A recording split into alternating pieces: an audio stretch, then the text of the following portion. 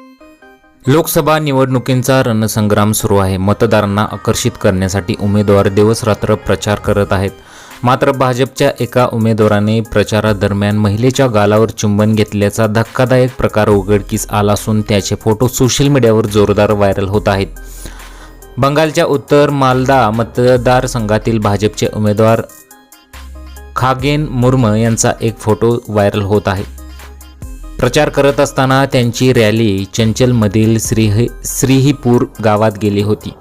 यावेळी प्रचारादरम्यान त्यांनी एका महिलेच्या गालावर चुंबन घेतले.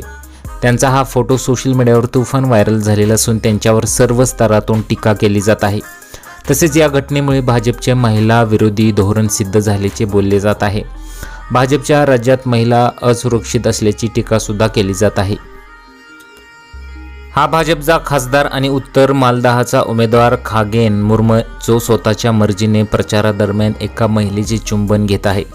महिला कुस्तीपटूंचा लैंगिक छळ करणाऱ्या खासदारांपासून ते बंगाली महिलांबद्दल अश्लील गाणी करणाऱ्या नेत्यांपर्यंत अशा महिला विरोधी राजकारण्यांचा भाजपमध्ये भरणा आहे, असं सुद्धा ट्विटरवर एक्स हँडलवर शेअर करण्यात आलेली पोस्ट आहे.